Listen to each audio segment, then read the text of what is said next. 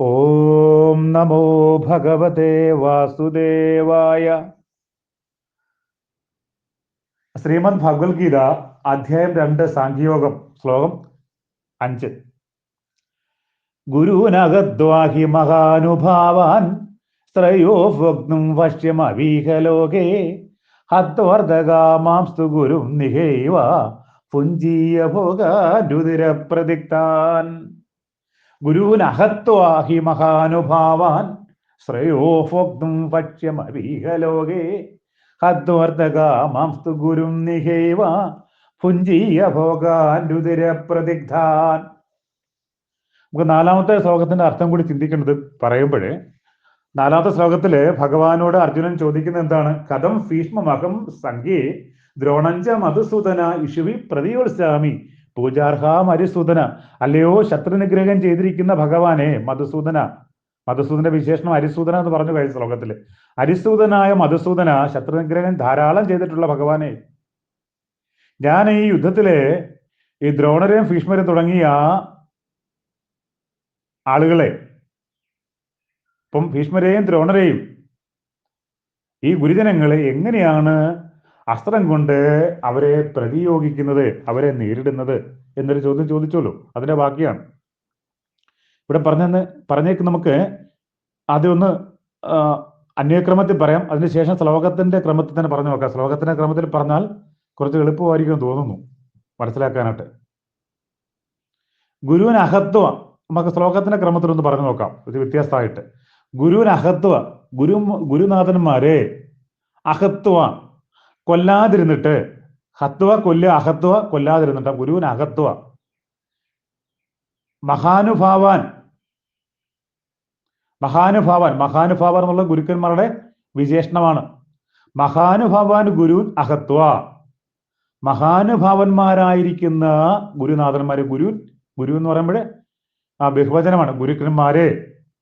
മഹാനുഭാവാൻ ഗുരുൻ, സംപൂജ്യരായ, ബഹുമാനരായ, പൂജനീയരായ, ആദരിക്കപ്പെടേണ്ടവരായ മഹാനുഭാവാൻ, ഇതാണ് വാക്കിനർത്ഥം. മഹാനുഭാവന്മാരായ ഗുരുൻ, ഗുരുക്കന്മാരെ അഹത്വ കൊല്ലാതിരുന്നിട്ട്, അതായത് യുദ്ധം ഒഴിവാക്കിയാൽ, ഇഹലോക ഈ ലോകത്ത്, ഫൈഷ്യമവി എന്ത് ചെയ്യേണ്ടി വരും? അവര് കൗരവരെ വെച്ചിരിക്കും, കൗരവരെ നാട് കടത്തും. ആ രാജ്യത്ത് പോലും വെച്ചിരിക്കില്ല. കാരണം എന്താണ്? ഒരു വീട് പോലും കൊടുക്കുകയില്ലെന്ന് പറഞ്ഞ്, ഒരു വീടെങ്കിലും കൊടുക്കുമോ എന്ന് ഭഗവാൻ സന്ധി സംഭാഷണം ചോദിച്ചല്ലോ. ഒരു വീടെങ്കിലും കൊടുക്കുമെന്ന് ചോദിച്ചപ്പോൾ എന്താണ് ദുര്യോധനൻ പറഞ്ഞത്? സൂചി കൊണ്ട് ഒരു സൂചി കുത്താനുള്ള നിലം പോലും, സ്ഥലം പോലും കൊടുക്കില്ലെന്ന് പറഞ്ഞു. അങ്ങനെയാണ് യുദ്ധം അനിവാര്യമായത്. അപ്പൊ യുദ്ധത്തിന് അവർ പിന്തിരിഞ്ഞാലും ഈ കൗരവര് നാട് കടത്തവരെ, ഇങ്ങനെ നാട് കടത്തിയ മറ്റു രാജ്യങ്ങളിൽ പോയി, മറ്റു നാടുകളിൽ പോയി ജീവിക്കേണ്ടി വരും. ജീവിക്കണമെങ്കിൽ എന്താ മാർഗം? അർജുനൻ പറയുന്നത്, ഒരു ഭിക്ഷാമാത്രം എടുത്ത് ഭിക്ഷ എടുക്കുക, കമണ്ഡലവും യോഗന്നൊട്ടൊക്കെ ധരിച്ച് സന്യാസ വൃത്തിയായിട്ട് ഭിക്ഷാന്തിഹികളെ നടക്കുക. അങ്ങനെ നടന്നാലും എന്താണ് പറയുന്നത്? മഹാനുഭവാൻ ഗുരു, ഈ ഗുരുക്കന്മാരെ കൊല്ലാതിരുന്നിട്ട് ഈ ലോകത്തെ ഭൈഷ്യമവി, ഭിക്ഷാന്നം പോലും ഫോക്തും ഭുജിക്കുന്നത്. ശ്രേയഹി, ശ്രേയസ് തന്നെയാണ്. ശ്രേയ ഹി, ഉത്തമം തന്നെയാണ്. ഹി തന്നെ ഒന്നുകൂടെ ഉറപ്പിച്ചെടുക്കുന്ന ഒരു വാദമാണ്. ശ്രേയസിന് കാരണം തന്നെയാണ്, തന്നെ ഒന്നുകൂടെ ഉറപ്പിക്കുകയാണ്. ശ്രേയ ഹി, ശ്രേയസ് തന്നെയാണ്. എന്താണ് ശ്രേയസ്? ആത്മീയ പുരോഗതിക്ക് നയിക്കുന്നതാണ് ശ്രേയസ്. ഭൗതിക പുരോഗതിക്കുള്ളതെല്ലാം പ്രേയസാണ്. അപ്പൊ ശ്രേയസ് ആത്മീയ പുരോഗതിക്കുള്ളതും പ്രേയസ് ഭൗതിക പുരോഗതിക്കുള്ളതുമാണ്. ഇവിടെ അർജുനൻ ആ ശ്രേയസിനുള്ള കാരണമാണ് നോക്കുന്നത്. ഭൗതിക പുരോഗതിക്ക് ഒരു പക്ഷേ ഇവരൊക്കെ കൊന്നൊടുക്കിയാൽ, രാജ്യമൊക്കെ കൈയാളിയാൽ, സാമ്രാജ്യലക്ഷ്മി തന്റെ കാൽക്കീഴിൽ വന്നാൽ ഒരുപാട് ഭൗതിക സുഖങ്ങൾ അനുഭവിക്കാം. പക്ഷെ അത് അർജുനന്റെ ചിന്തയ്ക്കകത്തില്ല. അതാണ് പറഞ്ഞിരിക്കുന്നത്. അപ്പം രണ്ട് പേരുടെ അർത്ഥം മനസ്സിലായിട്ടുണ്ടാവും. ഗുരുവൻ അഹത്വാഹി മഹാനുഭാവാൻ ശ്രയോ ഭോക്തും ഭക്ഷ്യം അഭീഹലോകേ. ഭക്ഷ്യം അഭീഹലോക, ഭക്ഷ്യം ഇഹലോകെ, ഈ ലോകത്ത്. ഇനി അടുത്തത് എന്താണ് പറഞ്ഞേക്കുന്നത്? അത് ഉത്തമം തന്നെയാണെന്ന് പറഞ്ഞു. അതായത് ഗുരുനാഥന്മാരെ, സംപൂജ്യരായ ബഹുമാനരായ ഗുരുനാഥന്മാരെ കൊല്ലാതിരുന്നിട്ട് യുദ്ധത്തിൽ നിന്ന് പിന്തിരിഞ്ഞാൽ ഒരേ ഒരു മാർഗം ഭിക്ഷാന്നം തേടി ജീവിക്കുകയാണ്. അത് നല്ലതാണ്, ആത്മീയ പുരോഗതി നല്ലതാണെന്ന് അർജുനൻ വാദിക്കുന്നു. അർത്ഥം എന്താണ്? ച ഇഹ ഏവ, ഈ ലോകത്ത് തന്നെ അത് ശ്രേയസ്സാണ്. ഇനി തിരിച്ചെന്താണ് ഈ ലോകത്ത് എന്ത് സംഭവിക്കും? ച ഇഹ ഏവ, ഈ ലോകത്ത് തന്നെ, ഇഹലോകത്ത് തന്നെ, ഈ ഭൗതിക ലോകത്ത് തന്നെ, അർത്ഥകാമാൻ, ധനമോഹികളായി വർത്തിക്കുന്ന ഗുരുക്കന്മാരെ. എന്താ ധനമോഹികൾ? അത് പിന്നീട് വ്യക്തമാക്കാം വാക്കിനർത്ഥം. ധനമോഹികളായി വർത്തിക്കുന്ന ഗുരുക്കന്മാരെ ഹത്വാതു, കൊന്നിട്ടാകട്ടെ രുതിരപ്രതിഗ്ധാൻ, അവരുടെ രക്തത്തിന്റെ കറ പുരണ്ട, രക്തത്തിന്റെ ഗന്ധം വമിക്കുന്ന ഭോഗസുഖങ്ങളെ പുഞ്ചിയ വേണ്ടുവോളം ഭുജിക്കാം. ഇപ്പോഴേ അർജുനന്റെ വാദഗതി, ഈ യുദ്ധത്തിൽ പാണ്ഡവരെയൊക്കെ കൊന്നൊടുക്കി. സഹോദരങ്ങൾ തന്നെയാണ്, ഗുരുനാഥന്മാരും അനന്തരവരെയും സഹോദരി ഭർത്താക്കന്മാരെയും ബന്ധുക്കളെയും എല്ലാം കൊന്നൊടുക്കിട്ട് അഖണ്ഡമായ സാമ്രാജ്യലക്ഷ്മി തന്റെ കാൽക്കീഴിൽ വന്നു. പക്ഷെ ഓരോ ഭോഗവും അനുഭവിക്കുമ്പോഴും എന്തെങ്കിലും ഒന്ന് എടുത്തിട്ട് ഭുജിക്കാൻ ആഗ്രഹിക്കുമ്പോൾ ഉടനെ അത് ഓർക്കും, ഇത് എങ്ങനെ വന്നാണ്ട് എൻ്റെ ഗുരുനാഥന്മാരെ എന്നെ തോളത്തിട്ട് താരാട്ട് പാടി ഉറക്കിയ എൻ്റെ മുത്തശ്ശനെ കൊന്നിട്ടുള്ളതാണല്ലോ. എന്നെ ശസ്ത്രാസ്ത്രങ്ങൾ പിടിക്കാൻ വേണ്ടി കൈ പിടിപ്പിച്ച്, അസ്ത്രത്തെ പിടിപ്പിച്ച് ഇവിടെ പിടിക്കൂ, കൈ അങ്ങോട്ട് മാറ്റി പിടിക്കൂ, വിരളെ മുറുക്കി പിടിക്കൂ എന്ന് പറഞ്ഞതെന്ന് ആ ശസ്ത്രാഭ്യാസങ്ങളിലെ ബാലപാഠങ്ങൾ പഠിപ്പിച്ച എൻ്റെ ഗുരുവിനെ കൊന്നിട്ടുള്ളതാണല്ലോ. എൻ്റെ സഹോദരങ്ങളുടെ ഹൃദയത്തെ ഭേദിച്ച് അവരിന്ന് രക്തം ധാരധാരയായി ഒഴുകിയപ്പോൾ, രക്ത നദി ഒഴുകിയപ്പോൾ അതും കണ്ടുകൊണ്ട് ആ രക്തം ദേഹത്തും തെറിച്ച് അതിന്റെ മണം മാറാത്ത തുണി ഉടുത്തുകൊണ്ടുള്ള ഈ സുഖം എങ്ങനെ അനുഭവിക്കാനാണ്? അത് അനുഭവിക്കുന്നത് വളരെ പ്രയാസമല്ലേ? ഈ രണ്ട് കാര്യം മാത്രമേ ഉള്ളൂ. ഇതാണ് അർജുനന്റെ സന്ദേഹം. അർജുന ഒന്നാമത്തെ അധ്യായത്തിൽ പറയുന്നത് യുദ്ധം തന്നെ അനിവാര്യമല്ല, ഒഴിവാക്കണം എന്ന് പറഞ്ഞു. ഇപ്പോഴെന്താണ്? അപ്പൊ ഭഗവാൻ മറുപടി പറഞ്ഞു, നീ നപുസ്തകത്തിനെ പോലല്ലേ, ക്ലൈബം മാസ്മഗമ പാർത്ത, ഈ ക്ലീബത നീ ഒന്നിൽ ആണിന്റെ സ്വഭാവം കാണിക്കൂ, അല്ലെങ്കിൽ പെണ്ണിന്റെ സ്വഭാവം കാണിക്കൂ. ആണും പെണ്ണും കെട്ട ഒരു രീതി എന്തായാലും വേണ്ട എന്ന് പറഞ്ഞ ശക്തമായിട്ടൊരു അടി കൊടുത്തു ആ അർജുനന്. അപ്പൊ അതിന്റെ പേരിൽ ഇപ്പൊ ഒരു ചെറിയൊരു ദിശാബോധം വന്നു അർജുനന്. എന്താണ് ചെയ്യേണ്ടത് എന്ന് അറിയാത്ത അവസ്ഥയെത്തി. നേരത്തെ അർജുനൻ ഭഗവാനെ പഠിപ്പിക്കുകയായിരുന്നു, നമ്മൾ യുദ്ധത്തിന് തീരുമാനിച്ചത് ഒരു മഹാകഷ്ടമായി പോയി, കഷ്ടം. ഒരിക്കലും സ്വജനങ്ങൾക്കെതിരെ ആയുധമെടുക്കാമെന്ന് ചിന്തിച്ചത് പോലും പ്രയാസമായി പോയി. അതുകൊണ്ട് 1000 തീർത്ഥങ്ങളിൽ പോയി മുങ്ങിക്കുളിച്ചാൽ പോലും ആ തീരുമാനത്തിന്റെ കറ മാറത്തില്ല, ആ അശുദ്ധി മാറത്തില്ല. നമുക്ക് ശുദ്ധിയാകണമെങ്കിൽ അതിന് പ്രായശ്ചിത്ത കർമ്മങ്ങൾ ചെയ്യേണ്ടി വരുമെന്ന ന്യായം വരെ പറഞ്ഞ അർജുനൻ ഇപ്പോൾ അതങ്ങോട്ട് തീർത്ത് പറയാൻ സാധിക്കുന്നില്ല. എന്താണ് സത്യം, എന്താണ് അസത്യം? ഇവിടെ ഒരു ധർമ്മ അധർമ്മ വിവേചന ബുദ്ധി അർജുനൻ ഉണ്ടായി തുടങ്ങി. ഇവിടെ ഈ ശ്ലോകത്തിൽ നമുക്ക് കാണാം. അപ്പൊ അർജുനന്റെ മുമ്പിൽ രണ്ട് മാർഗങ്ങളാണുള്ളത്. ഒന്നിൽ സംപൂജ്യരായ ഗുരുനാഥന്മാരെ കൊല്ലാതെ ഈ ലോകത്ത് ഭിക്ഷയെടുത്ത് ജീവിക്കുക, അല്ലെങ്കിൽ ഈ ലോകത്ത് ധനമോഹികളായി വർത്തിക്കുന്ന ഗുരുക്കന്മാരെ കൊന്നിട്ട് അവരുടെ രക്തത്തിന്റെ കറ പുരണ്ട ഭോഗസുഖങ്ങളെ വേണ്ടവണ്ണം ആവോളം ആസ്വദിക്കുക. ഈ രണ്ട് കാര്യമാണ് ഇത് നമുക്ക് പറഞ്ഞത്. ഒരു വ്യക്തമാക്കാനുള്ള വാക്ക്, ഈ മഹാനുഭാവന്മാരെ ഗുരുക്കന്മാരെ കൊല്ലേണ്ടേ? എന്തുകൊണ്ട് അവരെ അല്ലേ? അവർ ധനമോഹികളാണ്, അതുകൊണ്ട് കൊല്ലാം. എന്തുകൊണ്ടാണ് പറഞ്ഞത്? ഇപ്പം ഇവിടെ പറഞ്ഞിരിക്കുന്ന ന്യായം, അർജുനൻ പറഞ്ഞിരിക്കുന്നത് തൻ്റെ ആ പിതാക്കന്മാരെയും ഗുരുനാഥന്മാരെയും ഒന്നും കൊല്ലാൻ സാധിക്കുന്നില്ല. തിരിച്ച് അവരെയൊക്കെ സമീപിച്ചിരുന്നു ഭഗവാന്റെ സാന്നിധ്യത്തിൽ. ആ പാണ്ഡവര് ഇവരെയൊക്കെ സമീപിച്ചിരുന്നു. പ്രധാനമായിട്ടും 4 ആചാര്യന്മാരാണ് അവർക്കുള്ളത്. ആചാര്യ സ്ഥാനികരായ 4 പേരാണുള്ളത്. ഭീഷ്മര്, ദ്രോണര്, കൃപര്, ശല്യര്. ഇവരൊക്കെ ഗുരുസ്ഥാനീയരാണ് ഏതെങ്കിലും തരത്തിൽ. അവരെയൊക്കെ സാഷ്ടാംഗം നമസ്കരിച്ചു. ഭഗവാന്റെ സാന്നിധ്യത്തിൽ പോയി പാണ്ഡവർ നമസ്കരിച്ചു, അവരോട് അനുഗ്രഹം ആവശ്യപ്പെട്ടു.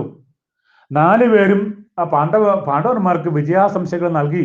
എന്നിട്ട് അവര് ഓരോരുത്തരും പറഞ്ഞു, ഞങ്ങള് അർത്ഥത്തിനും കാമത്തിനും ഒക്കെ അടിമപ്പെട്ടിരിക്കുകയാണ്, അതുകൊണ്ട് നിങ്ങൾക്ക് വിജയം ആശംസിക്കുന്നു, അതൊഴിഞ്ഞൊന്നും സാധിക്കുന്നില്ല എന്ന് പറഞ്ഞിരുന്നതാണ്. അത് 4 പേരും ഒരേ മറുപടി പറഞ്ഞു നടത്തുന്ന മഹാഭാരതത്തിലെ ഭീഷ്മപർവത്തിലെ 41-ാമത്തെ അധ്യായത്തിൽ പറയുന്നത്. അത് ഞാനൊന്ന് വായിച്ചു കേൾപ്പിക്കാം. അപ്പം നമുക്ക് മനസ്സിലാവും അർത്ഥകാമന്മാര് എന്നവരെ എന്തിനു പറഞ്ഞു എന്നുള്ളത്. അർത്ഥസ്യ പുരുഷോ ദാസോസ്തർത്ഥോ നകസ്യചിത് ഇത് സത്യം മഹാരാജ ബദ്ധോസ്മി അർത്ഥേന കൗരവ. നമുക്ക് വാക്കുകളിൽ നിന്ന് മുറിച്ച അർത്ഥം പറയാം. അർത്ഥസ്യ പുരുഷോ ദാസോ എന്ന് വെച്ചാൽ എന്താണ്? പുരുഷൻ അർത്ഥത്തിന്റെ ദാസനാണ്, ധനത്തിന്റെ ദാസനാണ് പുരുഷൻ. പുരുഷൻ എന്ന് പറയുമ്പോഴേ, പുരുഷൻ എന്ന് പറയുമ്പോൾ നേരത്തെ നമ്മൾ പറഞ്ഞിട്ടുണ്ട്, പുരുഷൻ എന്ന് പറയുമ്പോഴേ പുരേ ശയാനമിതി പുരുഷ, പുരത്തിൽ ശരീരത്തിൽ ജീവിക്കുന്ന, ശരീരത്തിൽ വസിക്കുന്ന ജീവാത്മാവിനെ വിളിക്കുന്നവരാണ് പുരുഷൻ. അപ്പൊ ഇവിടെ സ്ത്രീ പുരുഷൻ എന്ന് പറഞ്ഞാൽ മെയിൽ ഫീമെയിൽ എന്ന അർത്ഥത്തിലല്ല പറയുന്നത്. അതുകൊണ്ട് പലരും പറയാറുണ്ട്, ഹിന്ദു പുരാണങ്ങളിലും സനാതന ധർമ്മശാസ്ത്രത്തിലും പുരുഷപക്ഷപാതമാണ് പറയുന്നത്. സ്ത്രീകളെ അവഗണിച്ചു എന്ന് പറഞ്ഞാൽ അത് അർത്ഥം, വാക്കിന്റെ അർത്ഥം മനസ്സിലാകാത്തതുകൊണ്ട്. ഇപ്പൊ സ്ത്രീ പുരുഷൻ എന്ന് പറഞ്ഞാൽ ദേഹത്തിൽ വസിക്കുന്ന ആളെന്നാ പുരുഷൻ എന്നർത്ഥം. ദേഹത്തിൽ വസിക്കുന്ന ജീവൻ, ആ ദേഹത്തിന് ജീവത്വം കൊടുക്കുന്ന ആളാണ് പുരുഷൻ. അത് സ്ത്രീയാലും അത് തന്നെ. അപ്പൊ സ്ത്രീ പുരുഷൻ എന്ന അർത്ഥത്തിലല്ല പറഞ്ഞിരിക്കുന്നത്. പുരേ ശയാനം, പുരത്തിൽ 9 വാതിലുള്ള ശരീരത്തിൽ ജീവിക്കുന്ന ജീവനെയാണ് പുരുഷൻ എന്ന് വിളിക്കുന്നത്. അത് സ്ത്രീക്കും ജീവൻ അത് തന്നെയാണല്ലോ. അപ്പൊ സ്ത്രീ പുരുഷ വ്യത്യാസം ഇവിടെ ഇല്ല. അർത്ഥസ്യ പുരുഷോ ദാസഃ, അതാണ് ആദ്യം. പുരുഷൻ അർത്ഥത്തിന്റെ ദാസനാണ്, അല്ലേ? നമുക്കറിയാം ഇന്നത്തെ കാലത്തും അങ്ങനെ തന്നെയാണ്. ധനത്തിന് വേണ്ടിയാണ് എല്ലാ അതിക്രമങ്ങളും നടക്കുന്നത്, എല്ലാ മത്സരങ്ങളും നടക്കുന്ന ധനത്തിന് വേണ്ടി. ധനം എങ്ങനെയും ഉണ്ടാക്കണം, ഇത് മാത്രമാണ്. മഹാഭാരതത്തിൽ നല്ലപോലെ പറഞ്ഞിരിക്കുന്നു, അർത്ഥസ്യ പുരുഷഃ ദാസഃ, പുരുഷൻ അർത്ഥത്തിന്റെ ദാസനാണ്. ഇനി ദാസഃ, ദാസോ ദാസത്തർത്ഥോ ന കസ്യചിത്. ഇനി അർത്ഥം ഒരിക്കലും ന കസ്യചിത്, ഒരിക്കലും പുരുഷന്റെ ദാസനല്ല, ആരുടെയും ദാസനല്ല. അർത്ഥസ്യ പുരുഷോ ദാസോ ദാസ്യത്തർത്ഥോ ന കസ്യചിത്, ദാസനല്ല അർത്ഥം ആരുടെയും ഒരിക്കലും. അപ്പൊ ധനം, പുരുഷൻ അർത്ഥത്തിന്റെ ദാസന, പക്ഷെ അർത്ഥമോ ആകട്ടെ ആരുടെയും ദാസനല്ല. ഇതാണ് ആദ്യത്തെ വാക്ക്. അർത്ഥത്തിന് ആരുടെയും ദാസവൃത്തി, അർത്ഥത്തിന് താല്പര്യമില്ല. ധനം ആരുടെയും ദാസവൃത്തി സ്വീകരിക്കുന്നില്ല. അർത്ഥസ്യ പുരുഷോ ദാസോ ദാസ്യത്തർത്ഥോ ന കസ്യചിത്. പുരുഷൻ ധനത്തിന്റെ ദാസനാണ്, ധനം ആരുടെയും ദാസനല്ല. ഇത് സത്യം മഹാരാജ, ഇത് പരമസത്യമാണ് മഹാരാജാവേ. ഇവിടെ മഹാരാജാവ് എന്ന് വിളിക്കുന്നത് ധർമ്മപുത്രരെയാണ്. ധർമ്മപുത്രർക്ക് മഹാരാജാവ് എന്ന പദം ഒരു നേരത്തെ കൊടുത്തു. കാരണം ഈ മഹാഭാരതത്തിലെ അല്ലെങ്കിൽ ഈ രാജ്യത്തിലെ അവകാശം മഹാരാജാവായി വരേണ്ടത് ധർമ്മപുത്ര തന്നെയാണെന്ന് അവർ ഉറപ്പിച്ച് പറഞ്ഞിരിക്കുന്നു. അപ്പം ഈ മഹാരാജ സംബോധന ധർമ്മപുത്രർക്കുള്ളതാണ്. ഇത് സത്യം മഹാരാജ. ബദ്ധോസ്മി അർത്ഥേന കൗരവേ, ബദ്ധോഹോ അസ്മി, ഞങ്ങളൊക്കെ, ഞാൻ, ഓരോരുത്തരും അവരവർ പറയാം, ബദ്ധോഹി അസ്മി, ഞാന് ബദ്ധനായി തീർന്നിരിക്കുന്നു. എന്തിനാണ്? അർത്ഥേന, ധനം കൊണ്ട് ഒരു കടപ്പാടുണ്ടായിരിക്കുന്നു എനിക്ക്. ആരോടാണ്? കൗരവേഹി, കൗരവരോട്. ഇതാണ് പറഞ്ഞിരിക്കുന്നത്. അർത്ഥം മനസ്സിലാക്കുമല്ലോ. ബദ്ധനായി തീർക്കുന്നു, ബദ്ധോസ്മി, ഞാൻ, ഓരോരുത്തരും അവരവർ പറയാണ്, ഞാൻ ബദ്ധനായിരിക്കുന്നു അർത്ഥേന. എങ്ങനെയാണ് കൗരവരുടെ ബദ്ധനായെന്ന്? അർത്ഥം എന്ന ഒരു ഉപാധിയിൽ കൂടി. കാരണം എന്തുകൊണ്ടാണ്? ഞങ്ങൾക്ക് ധനത്തിന്റെ ആവശ്യമുണ്ട്. അവരുടെ എല്ലാ സുഖ സൗകര്യം, അവരുടെ ശമ്പളം പറ്റി, അവരുടെ ആഹാരം കഴിച്ചു, അവരുടെ സിംഹാസനത്തിരുന്നു, അവർ തന്ന വസ്ത്രം കൊടുത്തു, അല്ലെ? അവർ എല്ലാ തരത്തിലും അവരോടുള്ള ആ കടപ്പാടുണ്ടാക്കിയപ്പോൾ ഞങ്ങൾ മറുവശത്ത് ചാടിയാൽ ദുര്യോധന ആക്ഷേപിച്ചിട്ട് പറയും, നിങ്ങളിതവർ ഉണ്ട ചോറിന് ഉചിതം കാട്ടാത്തവരാണോ, മര്യാദ കാട്ടാത്തവരാണോ, നന്ദി കെട്ട പരീക്ഷകളെന്ന് വിളിച്ചും ആക്ഷേപിക്കും. ദുര്യോധന അങ്ങനെ ഇതുപോലെ ബഹുമാനമൊന്നും അവരോടില്ല. അത് അപമാനകരമാണ്. അതുകൊണ്ട് ആ എന്താ ചെയ്ത ജോലിക്ക് അല്ലെങ്കിൽ കഴിച്ച ആഹാരത്തിനുള്ള വിധേയത്വമായിട്ടാണ് ഞങ്ങൾ അവരുടെ അടുത്ത് നിൽക്കുന്നത്. അതുകൊണ്ട് അല്ലയോ മഹാരാജാവേ, യുദ്ധമൊഴിച്ച് അങ്ങയുടെ പക്ഷത്ത് ചേരാതെ, യുദ്ധം ചെയ്യാതിരിക്കാൻ ഒന്നിൽ അങ്ങയുടെ പക്ഷത്ത് ചേരാൻ സാധിക്കുന്നില്ല, ഞങ്ങൾക്ക് യുദ്ധത്തിൽ നിന്ന് പിന്തിരിയാനും സാധിക്കുന്നില്ല, കൗരവ പക്ഷത്തു നിന്ന് മാറാനും സാധിക്കുന്നില്ല, പിന്നെ പാണ്ഡവ പക്ഷത്ത് ചേരാനും സാധിക്കുന്നില്ല. യുദ്ധം ഒഴിച്ച് അങ്ങക്ക് എന്ത് ആശിസാണ് വേണ്ടുന്നത്, എന്ത് ആശംസയാണ് വേണ്ടുന്നത്? ഇതാണ് ചോദ്യം. ഈ ചോദ്യമാണ് മഹാഭാരതത്തിൽ പറയുന്നത്. എല്ലാവരും ഇത് തന്നെയാണ് ആവർത്തിച്ചത്. അതായത് ഭീഷ്മരും ശല്യരും ദ്രോണരും കൃപരും ഒക്കെ ഇത് തന്നെയാണ് ആവർത്തിച്ചത്. അതുകൊണ്ട് ഇവിടെ അർജുനൻ പറയുന്നത് അർത്ഥകാമികളാണ് അവരെങ്കിലും അവരെ കൊല്ലുന്നത് ശരിയാണോ? ഇതാണ് ചോദ്യം, അല്ലേ? നമ്മുടെ 2 കൈ വെട്ടിക്കളഞ്ഞവരാണ് എങ്കിലും അവരെ ഒരു അടി കൊടുക്കുന്നത് ശരിയാണോ എന്ന് ചോദിക്കുന്ന പോലാണ്. ബാലിശമായ ചോദ്യമാണ്. അത് ഭഗവാൻ അതിന് വ്യക്തമായിട്ട് മറുപടി പറയും. നമുക്കും ഉള്ള ചോദ്യം ഇത് തന്നെയല്ലേ ശരിക്കും? നമ്മുടെ ജീവിതത്തിൽ ചോദ്യമില്ലേ? നമ്മളെ പരമാവധി രോഗിച്ചു, എന്നിട്ട് നമുക്ക് ബന്ധങ്ങളുടെ പേര് വെച്ചിട്ട് നമുക്ക് അവരെ ഉപേക്ഷിക്കാൻ സാധിക്കുന്നില്ല. അവർ പറയുന്നത് എന്തായാലും ശരി, ഇത്രയൊക്കെ ദ്രോഹിച്ച ആളാണ് വ്യക്തി നമ്മുടെ ജീവിതത്തിൽ.